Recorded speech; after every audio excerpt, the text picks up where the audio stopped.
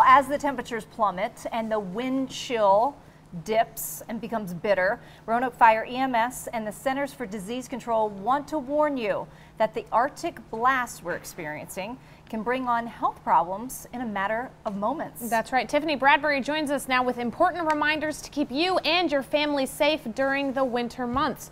Thanks so much for coming in. Sure, I know, here I'm just wearing this too because, you know, my big coat didn't go with my outfit, so I'm not practicing what I'm preaching today. No, come on. So first, I guess, why can it be so dangerous? Well, I mean, you guys know, being out there, and especially for our older adults and for our kiddos, you know, it just gets bitter cold, and then you throw in the wind chill, which I think tomorrow is supposed to be like brutally cold, and I know a lot of the kids are going to be going back to school, so that exposed skin, I can't even talk, I'm so cold, I'm frozen, that it just gets really frostbitten. It's easily to be frostbitten, and it just, people need to take care, they need to bundle up. Yes. Okay, let's talk about some important reminders. First off, dress warmly. Yes. I mean, let's be real. It's cold out there, so layers are important. Layers are important. And mamas, you know how hard it is to get your kids to wear a hat. Yes. I mean, it's like an act of Congress, I'm telling you. So dressing warmly, hats, scarves, mittens, anything that you can do to keep the kids and keep us as adults, because we do have to go in and out. You know, we're not quite used to it being this cold. Right.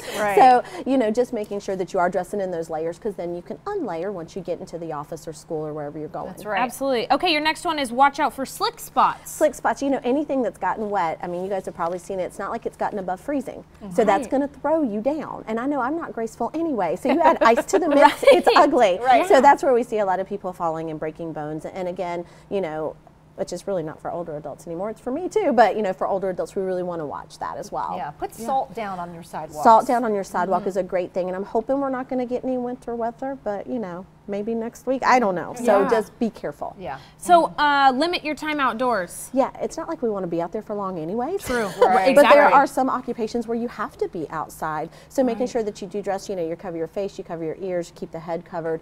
You know, just taking breaks if you can and getting in somewhere warm, that's really important as well. And if you are outside, avoid exertion. Why is that important? Well, it's just you can get overly exerted really fast because you're so cold. Yeah. So just being careful and taking those breaks, and especially if we do get some winter weather, we see a lot of folks get out and start shoveling and things like that, and then we see heart attacks rise. Yes. Okay, so we're going to talk about some of the emergencies that we should be aware of, right? Okay. So hypothermia. Yes, hypothermia, I mean, it doesn't take long for you to get super cold and Right. to go into hypothermia. So it's definitely, if in doubt, if you think someone has been outside for a long period of time, go ahead and call 911. Let's get the professionals in there to check them. Okay, let's talk about the warning signs of hypothermia. Okay, for adults, we're talking shivering, exhaustion, confusion, fumbling hands, memory loss, slurred speech, drowsiness. Yeah. So and then any of those things. Any of those things. Okay. And then in infants, bright red skin, very low energy. So take the person's temperature. If it's below 95, you're going to want to get medical attention immediately.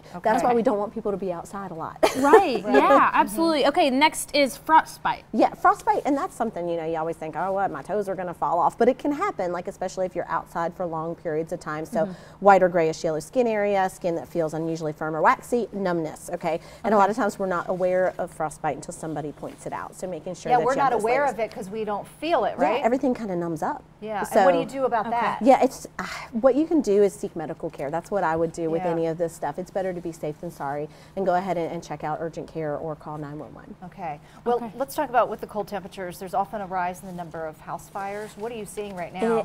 Right now, I mean, we did have, you know, we've got a lot of things with wood stoves and different things like that, but a lot of things I see are space heaters, people using their ovens to heat their home, because a lot of times it can be very pricey to heat your homes, and it's hard to keep it. I know my upstairs is having trouble getting over 66 degrees just because that little heat pump's chugging. So you want to be careful with those things, making sure that you have a 3-foot perimeter around your space heaters, not leaving them on while you're sleeping or when you leave. You know, add those extra blankets at night. That's a good thing. And if you're using electric blankets, make sure they're in proper working order. Okay. Well, great reminders. Thank you, Tiffany. Sure. And we have a great website that we want to tell people about. redcross.org has an article there with all of this information and so much more.